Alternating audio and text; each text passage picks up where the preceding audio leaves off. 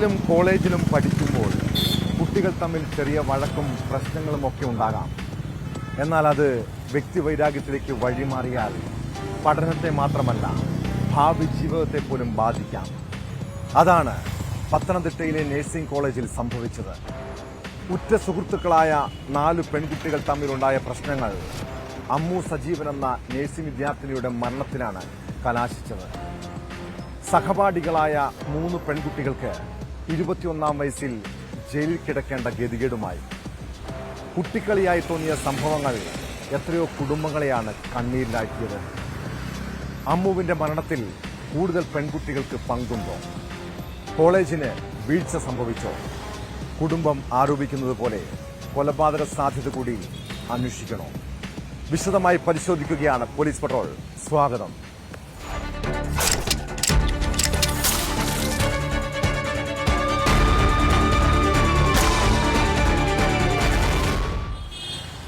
Pathanamthitta nursing കോളേജിലെ ഉറ്റ സുഹൃത്തുക്കളായ 4 പെൺകുട്ടികൾ അമ്മു, അലീന, അക്ഷിത, അഞ്ജന. പഠിക്കാൻ മാത്രമല്ല കോളേജിലെ എല്ലാ കാര്യങ്ങളിലും മിടുക്കുകളായിരുന്നു 4 പേരും. ഹോസ്റ്റലിൽ ഒരുമിച്ച് താമസം. ഇവരുടെ ക്ലാസ്സിൽ നിന്ന് കുട്ടികൾ ടൂർ പോയപ്പോൾ അതിന്റെ കോർഡിനേറ്റർ അമ്മുവായിരുന്നു. അവിടെ തുടങ്ങിയതാണ് 4 കൂട്ടുകാരികളും തമ്മിലുള്ള പ്രശ്നം. അതിനിടെ ലോഗ് ബുക്ക് കാണാതായതുമായി ബന്ധപ്പെട്ട തർക്കം കൂട്ടുകാരികൾ കള്ളി എന്ന് വിളിച്ച് ആക്ഷേപിച്ചത്. ഇതൊക്കെ അമ്മുവിനെ വല്ലാതെ തളർത്തിക്കാണും. പിന്നാലെയായിരുന്നു ദുരൂഹ മരണം. ഈ കേസിൽ സഹപാഠികളായ 3 പേരുടെയും അറസ്റ്റ് രേഖപ്പെടുത്തി കോടതി റിമാൻഡ് ചെയ്തു. അമ്മുവിന്റെ മരണത്തിൽ കൂടുതൽ പേർക്ക് പങ്കുണ്ടെന്നും കോളേജിന് വീഴ്ച സംഭവിച്ചതുമാണ് കുടുംബത്തിന്റെ ആക്ഷേപം.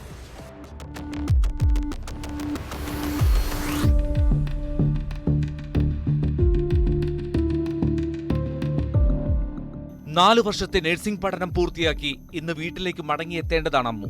എന്നാൽ സഹപാഠികളുടെ ക്രൂരതയിൽ അവൾ ഇല്ലാതായതോടെ കണ്ണീർ കയത്തിലാണ് സജീവന്റെ കുടുംബം. പത്തനാപുരം കുണ്ടയം സ്വദേശി അലീന, ചങ്ങനാശ്ശേരി സ്വദേശി അക്ഷിത, കോട്ടയം അയർക്കുന്നം സ്വദേശി അഞ്ജന.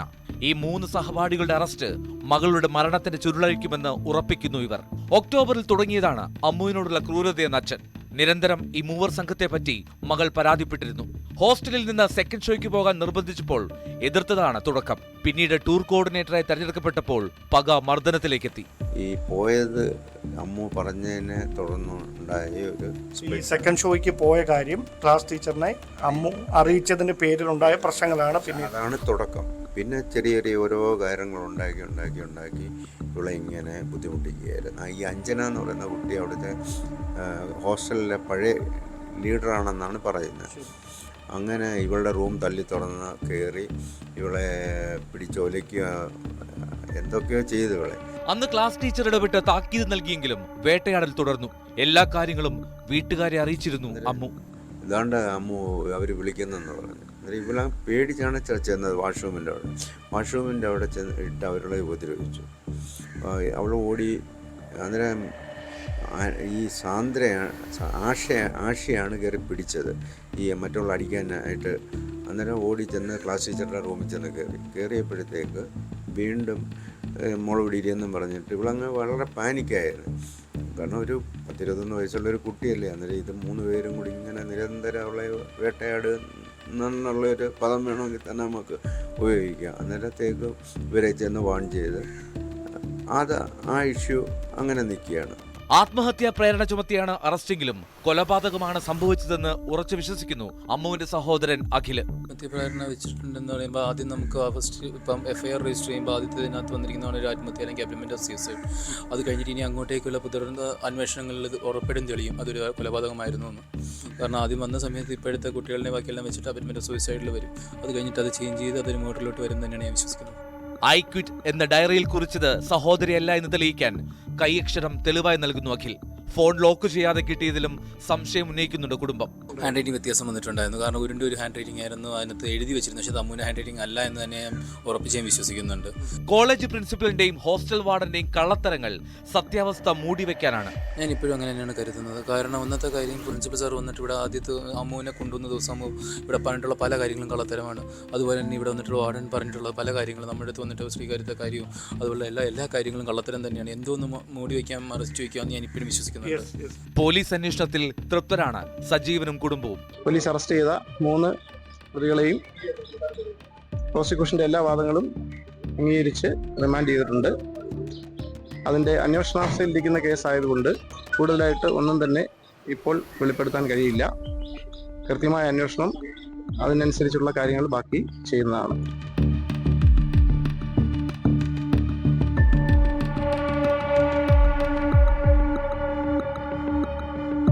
ന്യൂസ് 18 തിരുവനന്തപുരം.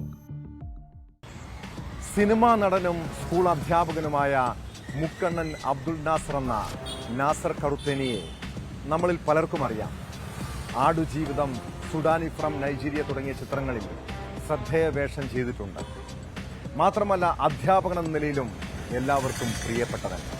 പക്ഷെ ഇയാളുടെ തനി സ്വഭാവം മനസ്സിലാകുന്നത് ഇപ്പോഴാണ്. മലപ്പുറം വണ്ടൂരിൽ പ്രായപൂർത്തിയാകാത്ത വിദ്യാർത്ഥിനിയെ പീഡിപ്പിച്ച കേസിൽ നാസറിനെ പോലീസ് അറസ്റ്റ് ചെയ്തു. സ്കൂളിലെ ഓഫീസ് മുറിയിൽ വെച്ച് പീഡിപ്പിച്ചെന്ന പരാതിയിലാണ് നടപടി.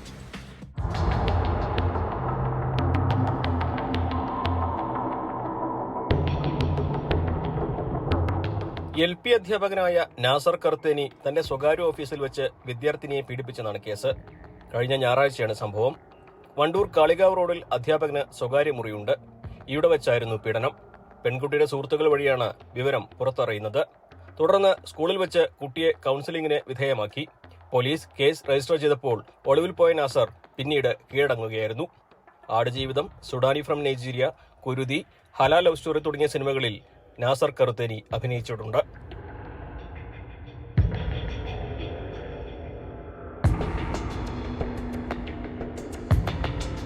ന്യൂസ് 18 മലപ്പുറം.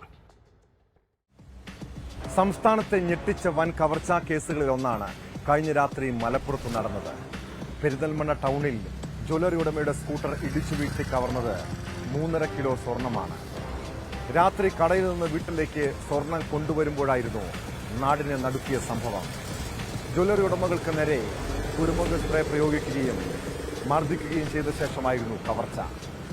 കേസിൽ 4 പേരെ പോലീസ് കസ്റ്റഡിയിലെടുത്തു. സംഘത്തിൽ 5 പേർ കൂടി ഉണ്ടെന്നാണ് പോലീസ് നൽകുന്ന സൂചനകൾ. മലപ്പുറത്തെ സ്വർണം പൊട്ടിക്കൽ കവർച്ചാ സംഘങ്ങളിലേക്കാണ് അന്വേഷണം നീങ്ങുന്നത്.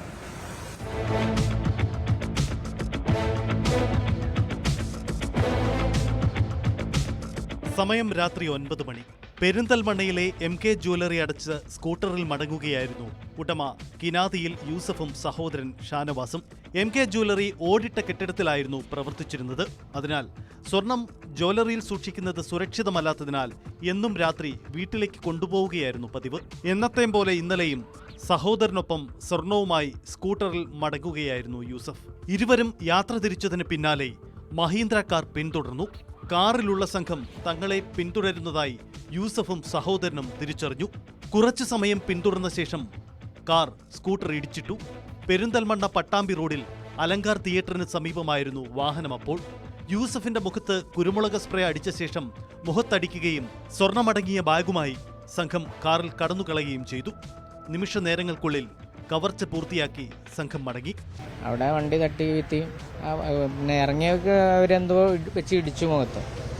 അങ്ങനെ അങ്ങോട്ട് മറിഞ്ഞു വീണ ടൈമിൽ എടുത്ത് അങ്ങനെ കൊണ്ടുപോയി. പെപ്പർ സ്പ്രേ അടിച്ചു അതല്ല, പക്ഷെ ആയില്ല. ബാഗ് തട്ടിപ്പറിച്ചു. അതെ അതെ. കാറ് കണ്ടിരുന്നു ഏതാണെന്നുള്ളത്? കാറ് വൈറ്റ് കാറാണെന്നുള്ള അപ്പോൾ വീണെടുക്കല്ലേ ശ്രദ്ധപ്പെട്ടു. കയ്യിനും പരിക്കേറ്റു അല്ലേ? അത് ആദ്യം ഉണ്ടായിരുന്നു, ഇപ്പോൾ ഒന്ന് ഇളകി. എത്ര ഞങ്ങൾ ഏറ്റെടുത്തിട്ട് ഒരു 10-20 വർഷമായിട്ടുണ്ടാവും അല്ലേ? 20-ന്റെ മേലെ 25 വർഷമൊക്കെ ഉണ്ട്. അതിനു മുമ്പ് ഒരുപാട് വർഷം ഉണ്ട്. അതിനായിട്ട് തുടങ്ങിയതാണ്. കാര്യം പെരിന്തൽമണ്ണ വേണ്ടി സ്വർണ്ണക്കടത്ത് സംഘങ്ങളൊക്കെ ഒരുപാട് മുമ്പ് പല വിഷയങ്ങളുണ്ടായിട്ടുണ്ടല്ലോ. അങ്ങനെ ഏതെങ്കിലും സംഘങ്ങൾ നിങ്ങളെ ഏതെങ്കിലും ഘട്ടത്തിൽ ഭീഷണിപ്പെടുത്തുക അങ്ങനെ എന്തെങ്കിലും ചെയ്താൽ? ഇല്ല, അങ്ങനെയൊന്നുമില്ല. ഈ കാലം വരെ അങ്ങനെയൊന്നുമില്ല. അതുകൊണ്ട് തന്നെ നമ്മൾ പ്രതീക്ഷിച്ചതുമില്ല ഇങ്ങനെ ഒരു ആക്രമണം. യൂസഫിന്റെയും സഹോദരന്റെയും മൊഴിയുടെ അടിസ്ഥാനത്തിൽ അന്വേഷണം ആരംഭിച്ച പോലീസിന് CCTV ദൃശ്യം തന്നെയായിരുന്നു പ്രധാന തുമ്പ്. CCTV ദൃശ്യം കേന്ദ്രീകരിച്ച് നടത്തിയ അന്വേഷണവും വാഹന പരിശോധനയും ഒടുവിൽ 4 പേരിലേക്കെത്തി. കണ്ണൂർ സ്വദേശികളായ പ്രബിൽ ലാൽ, ലിജിൻ രാജൻ, തൃശൂർ വരന്തരപ്പള്ളി സ്വദേശികളായ സതീശൻ, നിഖിൽ എന്നിവർ കസ്റ്റഡിയിലായി. 4 പേരെ പോലീസ് പിടികൂടിയെങ്കിലും സ്വർണം എവിടെയെന്ന് കണ്ടെത്താനായിട്ടില്ല. 5 പേർ കൂടി സംഘത്തിലുണ്ടെന്നാണ് പോലീസ് നൽകുന്ന സൂചനകൾ. തൃശ്ശൂർ ടീമിൻ്റെയിലാണുള്ളത്. അവിടെ കളക്ട് ചെയ്തതിന് ശേഷം പറഞ്ഞാണ് അവിടെ വിളിച്ച് ഞാൻ പ്രതികളെ പോലീസ് എടുക്കും. നമ്മൾ അറിയുന്നത് 4 പേരെന്നാണ് അവിടെ. എത്ര പേര് സംഘത്തിലുണ്ടായിരുന്നു? അതെല്ലാം ഞങ്ങളുടെ ചോദ്യം ചെയ്യലിന് ശേഷം പറയാൻ പറ്റും.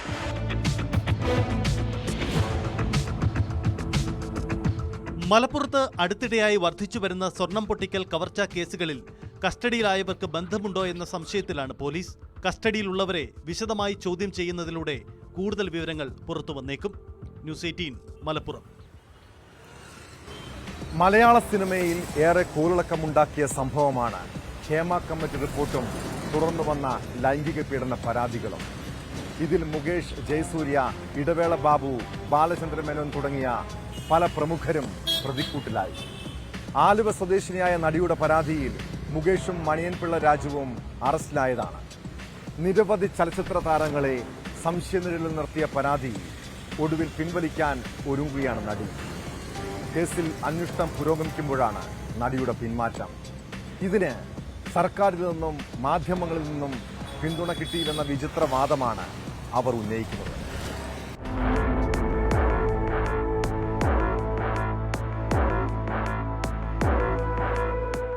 മുകേഷ്, ജയസൂര്യ, ഇടവേള ബാബു അടക്കമുള്ള നടന്മാർക്കെതിരെ ഉന്നയിച്ച പരാതികളിൽ നിന്ന് പിന്മാറുന്നുവെന്നാണ് നടി വ്യക്തമാക്കുന്നത്. കേസുകൾ പിൻവലിക്കണമെന്നാവശ്യപ്പെട്ട് പ്രത്യേക അന്വേഷണ സംഘത്തിന് ഉടൻ ഇമെയിൽ അയക്കും. സർക്കാരിൽ നിന്ന് പിന്തുണ കിട്ടിയില്ലെന്നും തനിക്കെതിരെ ചുമത്തിയ പോക്സോ കേസിന്റെ സത്യാവസ്ഥ തെളിയിക്കാൻ പോലീസ് തയ്യാറായില്ലെന്നും ഇവർ ആരോപിക്കുന്നു.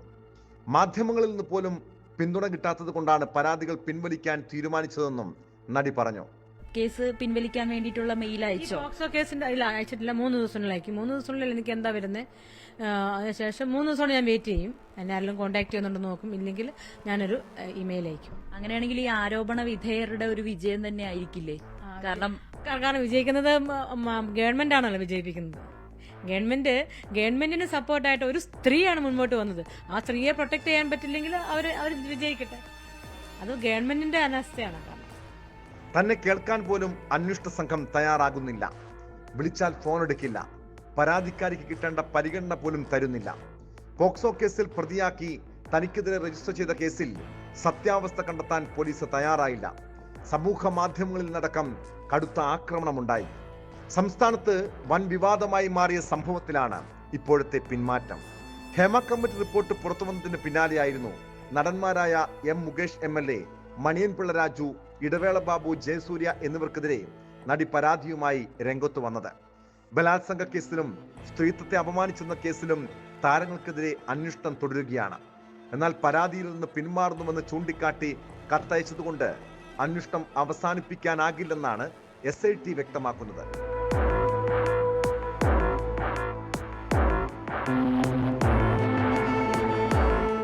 ന്യൂസ് 18 കൊച്ചി. ആലുവ സ്വദേശിനിയായ നടിയുടെ പരാതിയിലും ഇപ്പോഴത്തെ പിന്മാറ്റത്തിലും ഒട്ടേറെ സംശയങ്ങൾ ഉയരുന്നുണ്ട്. പണത്തിനും പ്രശസ്തിക്കും വേണ്ടിയുള്ള ബ്ലാക്ക് മെയിലിംഗ് ആയിരുന്നു സിനിമാ താരങ്ങൾക്കെതിരായ പരാതി. ഈ പരാതി പിൻവലിക്കാൻ സമ്മർദ്ദമോ അല്ലെങ്കിൽ ഏതെങ്കിലും രീതിയിലുള്ള സെറ്റിൽമെന്റോ ഉണ്ടായിട്ടുണ്ടോ? പീഡന പരാതി നടി പിൻവലിക്കുമ്പോൾ ഇത്തരം പരാതികളിലെ വിശ്വാസ്യത കൂടിയാണ് ചോദ്യം ചെയ്യപ്പെടുന്നത്. പ്രശസ്തിയും പണവും ലക്ഷ്യമിട്ടാണ് പലരും പ്രമുഖർക്കെതിരെ പരാതികൾ ഉന്നയിക്കുന്നതെന്ന ആരോപണത്തിന് ഇത് ശക്തി പകരും.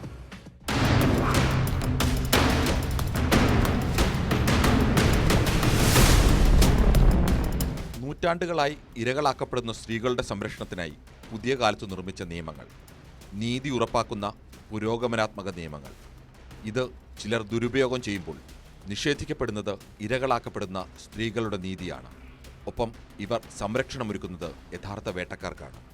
സിനിമാ മേഖലയിലെ സ്ത്രീവിരുദ്ധത തുറന്നു കാട്ടുന്നതായിരുന്നു ഹേമ കമ്മിറ്റി റിപ്പോർട്ട്. സിനിമാ മേഖലയിലെ കൊടിയ അനീതികൾക്കും ചൂഷണങ്ങൾക്കും നേരെ പിടിച്ച കണ്ണാടി. എന്നാൽ ഇതിൻ്റെ മറവിൽ വന്ന ചില പരാതികളെങ്കിലും സംശയം ജനിപ്പിക്കുന്നതാണ്. പണത്തിനും പ്രശസ്തിക്കും വേണ്ടിയുള്ള ബ്ലാക്ക് മെയിലിങ്ങുകളെന്ന് സംശയിക്കാവുന്നവ. അത്തരം സംശയങ്ങൾ ബലപ്പെടുത്തുന്നതാണ് ഇന്ന് ഒരു പരാതിക്കാരി പറഞ്ഞ വാക്കുകൾ. പോക്സോ കേസ് എനിക്കെതിരെ ഒരു ഫാബ്രിക്കേറ്റഡ് ഒരു കേസ് എനിക്കെതിരെ വന്നു. അതിനുശേഷം ഒരു പോലീസുകാർ എന്നെ വിളിക്കുകയോ ഒന്നും ചെയ്തിട്ടില്ല. എന്തുകൊണ്ട് ഈ പോക്സോ കേസിനെതിരെ ഗവൺമെന്റ് ആണ് എന്നെ പ്രൊട്ടക്ട് ചെയ്യേണ്ടത്? ഞാൻ ഇത്രയും പേർക്കെതിരെ കേസ് പറഞ്ഞ് മുൻപോട്ട് വന്നപ്പോൾ ഒരു കള്ളക്കേസ് എനിക്കെതിരെ വന്നപ്പോൾ അത് സത്യമാണോ ഇല്ല നിഷ്പക്ഷമായിട്ട് അന്വേഷിക്കാനുള്ള ഒരു ചുമതല ഗവൺമെന്റിനുണ്ട്. ഞാൻ ഈ കേസെല്ലാം പിൻവലിക്കും. ഏത് ഈ നടന്മാരുടെ എല്ലാ കേസും എന്നിട്ട് ഒറ്റയ്ക്ക് പോക്സോ കേസിനെതിരെ പോകും. അത് I will go to any extent. അതിനിത് പിൻവലിക്കണമെന്നുണ്ടോ? ഏത് ഈ നടന്മാർക്കെതിരായിട്ടുള്ള കേസ് അത് പോലീസിന്റെ ഭാഗത്തു നിന്ന് കൃത്യമായി നടക്കുന്നില്ലേ? മുകേഷിനെ അടക്കം ചോദ്യം ഗവൺമെന്റും പോലീസുകാരും മീഡിയക്കാരും ആരും എന്നെ സപ്പോർട്ടും ഹെൽപ്പും ഒന്നും ചെയ്യാത്തതുകൊണ്ട് ഞാൻ നിങ്ങളോട് എല്ലാവരോടും കൂട്ടുകെട്ടി. നടനും MLA-യുമായ മുകേഷ് അടക്കം 7 പേർക്കെതിരെ ലൈംഗിക പീഡന പരാതി മാധ്യമങ്ങളിലൂടെ പരസ്യമാക്കിയ ഘട്ടത്തിൽ ആലുവ സ്വദേശിയായ നടി സർക്കാരിനെക്കുറിച്ച് അന്നു പറഞ്ഞതിങ്ങനെ: ഞങ്ങൾ തുറന്നു പറയാനൊരു അവസരം ഒരുക്കി തന്ന പിണറായി സാറിനോടും അതുപോലെ തന്നെ ഞങ്ങളുടെ സങ്കടങ്ങൾ വന്ന് ക്ഷമയോടെ കേൾക്കാൻ തയ്യാറായ SIT അതായത് DIG മാഡത്തിനും SP മാഡത്തിനും പൂങ്കുഴലി മാഡത്തിനും അവർ കൂടെ വന്ന എല്ലാവർക്കും, സിമി മാഡത്തിനും ഇന്ദു മാഡത്തിനും എല്ലാവരോടും ആനി മാഡത്തിനും എല്ലാവർക്കും ഞാൻ ഒരുപാട് നന്ദി അറിയിച്ചു കൊള്ളാണ് ഈ ഒരു അവസരത്തിൽ.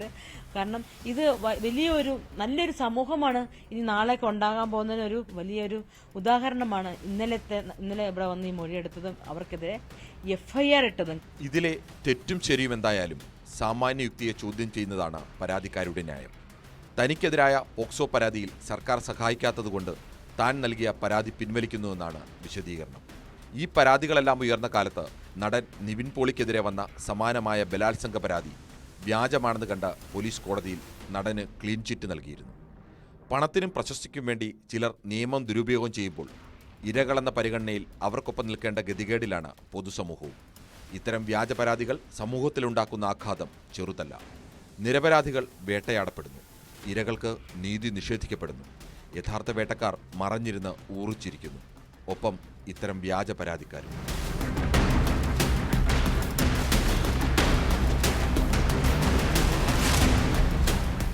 News desk, news 18. കുടുംബ പ്രശ്നങ്ങൾ അരുംകൊലയിൽ കലാശിക്കുന്ന നിരവധി സംഭവങ്ങൾ അനുദിനം നമ്മൾ കേൾക്കാറുണ്ട്.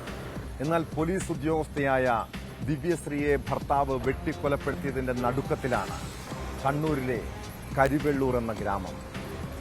ഗാർഹിക പീഡന വിവരങ്ങൾ കുടുംബ കോടതിയിലെ കൗൺസിലിംഗിൽ പറഞ്ഞതിന്റെ ദേഷ്യത്തിലായിരുന്നു കൊലപാതകമെന്ന് ചോദ്യം ചെയ്യലിൽ പ്രതി പോലീസിനോട് പറഞ്ഞു. പ്രതി രാജേഷിനെ ബാറിൽ വെച്ച് പോലീസ് പിടികൂടുന്ന ദൃശ്യങ്ങളും പുറത്തു വന്നിട്ടുണ്ട്.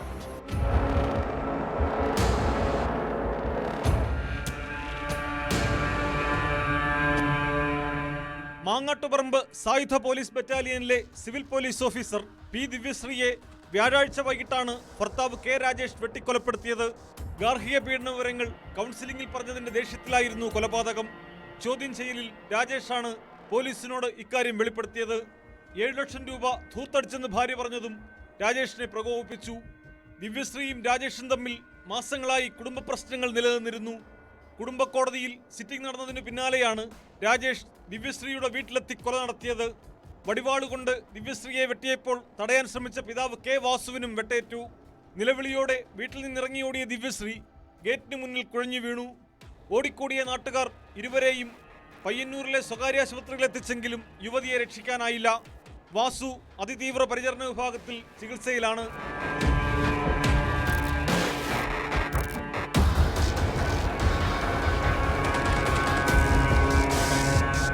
ആക്രമണശേഷം രാജേഷ് ഓടി രക്ഷപ്പെട്ടിരുന്നു. ഇയാൾ പുതിയ തെരുവിലെ ബാറിലുണ്ടെന്നറിഞ്ഞ് രാത്രി തന്നെ പോലീസ് അവിടെ എത്തി. കുതറിയോടാൻ ശ്രമിച്ച പ്രതിയെ പോലീസ് പിടികൂടുന്നതിന്റെ CCTV ദൃശ്യങ്ങളും പുറത്തു വന്നു.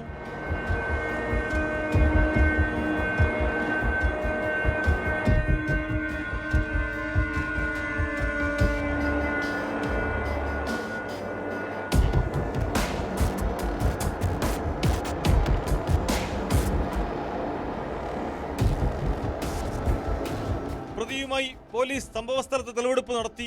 കൊടുമ്മൽ സ്വദേശിയായ രാജേഷ് മുമ്പ് ഡ്രൈവറായി ജോലി ചെയ്തിരുന്നു.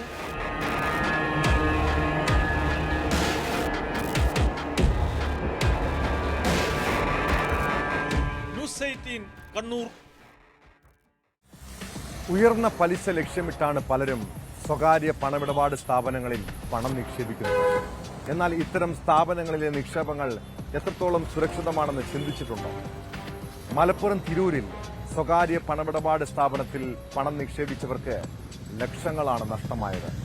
സ്ഥാപനം അടച്ചുപൂട്ടി നടത്തിപ്പുകാർ മുങ്ങിയതോടെ നിരവധി പേർ പരാതിയുമായി തിരൂർ പോലീസിനെ സമീപിച്ചു. 1 ലക്ഷവും അതിൽ കൂടുതലും തുക നിക്ഷേപിച്ചവരാണ് പരാതിയുമായി രംഗത്തെത്തിയിരിക്കുന്നത്.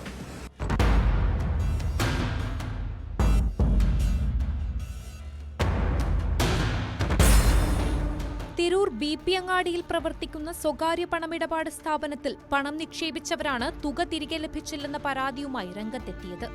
തവണകളായി കുറിയിൽ പണം നൽകിയവരാണ് ഏറെയും. 1 ലക്ഷത്തിന്റെയും അതിനു മുകളിലുള്ള സംഖ്യകളുടെയും കുറികളിലാണ് പണം നിക്ഷേപിച്ചത്. എന്നാൽ കാലാവധി കഴിഞ്ഞിട്ടും പണം നൽകിയില്ലെന്നാണ് പരാതി. ഞാൻ കാരാട്ട് കുറീസിലെ ഒരു ചിട്ടാളനാണ്. എനിക്ക് 2 ലക്ഷം രൂപയുടെ ചെക്ക് എൻ്റെ കടയിൽ എനിക്കും എൻ്റെ സ്ഥാപനത്തിൽ ജോലി ചെയ്യുന്നവരുടെ പേരിൽ 1 ലക്ഷത്തിൻ്റെ 2 ചെക്കും തന്നിട്ട് കാരാട്ട് കുറീസ് BP അങ്ങാടി ബ്രാഞ്ച് ഞങ്ങളെ കബളിപ്പിക്കുകയാണ് ഉണ്ടായത്. എനിക്ക് 3 ലക്ഷം രൂപ തരാനുള്ളത്.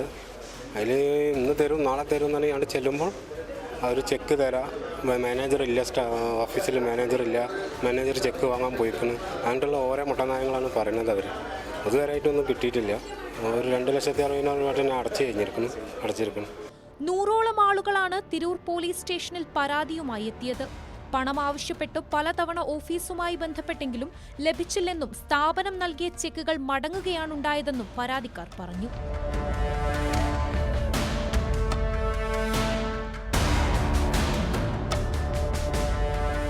ന്യൂസ് 18 തിരൂർ.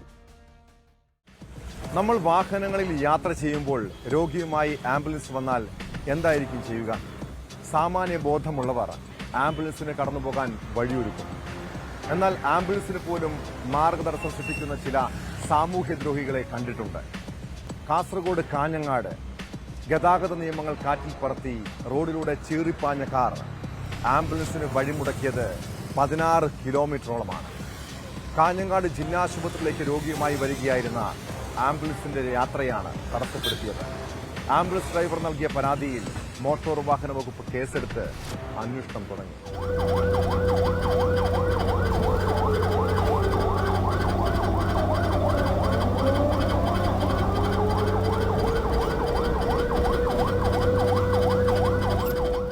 കാസർകോട്ടെ സ്വകാര്യ ആശുപത്രിയിൽ നിന്നും കാഞ്ഞങ്ങാട് ജില്ലാ ആശുപത്രിയിലേക്ക് അത്യാസന്ന നിലയിൽ രോഗിയുമായി പോവുകയായിരുന്ന ആംബുലൻസിനെയാണ് സൈഡ് കൊടുക്കാതെ കാർ യാത്രികൻ കിലോമീറ്ററുകളോളം യാത്ര തടസ്സപ്പെടുത്തിയത്. വ്യാഴാഴ്ച വൈകിട്ടോടെയാണ് സംഭവം. KL 48K 9888 നമ്പർ ഹുണ്ടായി കാറാണ് ആംബുലൻസിന്റെ വഴിമുടക്കിയത്.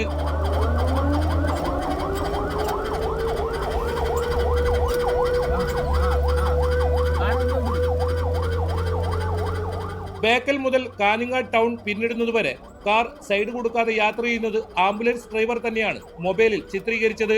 ഇതിനിടയിൽ മടിയനിലും കാഞ്ഞങ്ങാട്ടുമായി മറ്റു വാഹനങ്ങളിൽ കാർ ഇടിച്ചതായും ആംബുലൻസ് ഡ്രൈവർ പറയുന്നു. കാഞ്ഞങ്ങാട് വരെയാണ് അപകട ഇതിൽ വണ്ടി ഒരുക്കുകയും വണ്ടി മുന്നോട്ട് പോകാൻ സമ്മതിക്കാണ്ട് എത്ര ഓർഡർ അടിച്ചതും മുന്നോട്ട് പോകാൻ സമ്മതിച്ചില്ല. അതിനിടയിൽ 2 വണ്ടിക്കാരെ ഇടിക്കുകയും നിർത്താണ്ട് ചെയ്ത് ഭയങ്കര ബുദ്ധിമുട്ടുണ്ടാക്കുന്നുണ്ട്. ഇങ്ങനത്തെ ഓരോ ആൾക്കാരെ കൊണ്ട് നമ്മൾ ജീവൻ പണയം വെച്ചിട്ട് പോകുമ്പോൾ അതിൽ ഇങ്ങനെയൊക്കെ ചെയ്യുമ്പോൾ ഭയങ്കര സങ്കടമുണ്ട്. ഇത്തരത്തിലുള്ള കുറ്റകൃത്യങ്ങൾക്ക് 6 മാസം തടവും 10,000 രൂപ പിഴയുമാണ് ശിക്ഷ. കൊടുവള്ളി സ്വദേശിയുടെ ഉടമസ്ഥതയിലാണ് വാഹനമെന്ന് RTO നടത്തിയ അന്വേഷണത്തിൽ കണ്ടെത്തി. അതേസമയം ഇവരുടെ മൊബൈൽ ഫോൺ സ്വിച്ച് ഓഫ് ചെയ്ത നിലയിലാണ്. സംഭവത്തിൽ ആംബുലൻസ് ഡ്രൈവർ ഡേസൻ ഡിസൂസയുടെ പരാതിയിൽ കാസർഗോഡ് മോട്ടോർ വാഹന വകുപ്പ് കേസെടുത്ത് അന്വേഷണം ആരംഭിച്ചു. ശക്തമായ നടപടി സ്വീകരിക്കുമെന്നും RTO അധികൃതർ കൂട്ടിച്ചേർത്തു.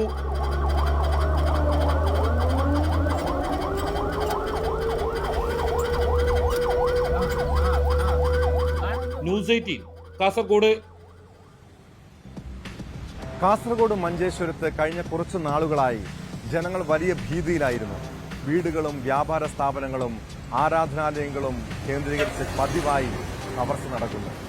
രാത്രി സമയങ്ങളിൽ നാട്ടുകാരുടെ ഉറക്കം കെടുത്തിയ കള്ളൻ ഒടുവിൽ പോലീസിന്റെ പിടിയിലായിരിക്കുന്നു. കർണാടകയിലും കേരളത്തിലുമായി നിരവധി മോഷണ കേസുകളിലെ പ്രതിയായ അഷ്റഫിനെ മഞ്ചേശ്വരം പോലീസാണ് അറസ്റ്റ് ചെയ്തത്. കർണാടക പുത്തൂർ സ്വദേശിയായ അഷ്റഫിനെ നേരത്തെ പോലീസ് പിടികിട്ടാപ്പുള്ളിയായി പ്രഖ്യാപിച്ചിരുന്നു. കാസർഗോഡ് വാഹന പരിശോധനയ്ക്കിടെ MDMAയുമായി 2 പേരും പോലീസിന്റെ പിടിയിലായി.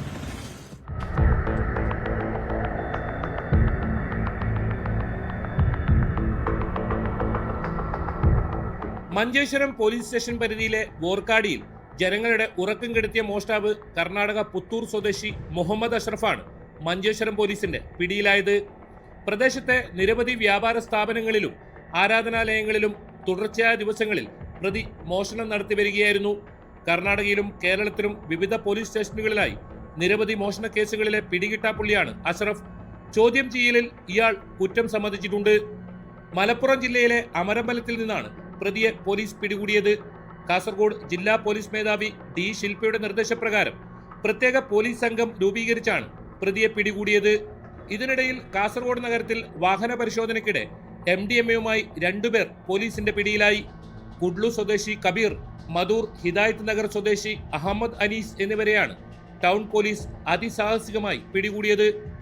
ഇവർ സഞ്ചരിച്ച വാഹനത്തിൽ നിന്നും 1.24 ഗ്രാം MDMA അടങ്ങിയ പ്ലാസ്റ്റിക് പാക്കറ്റ് പോലീസ് കണ്ടെടുത്തു. കോടതിയിൽ ഹാജരാക്കിയ പ്രതികളെ റിമാൻഡ് ചെയ്തു.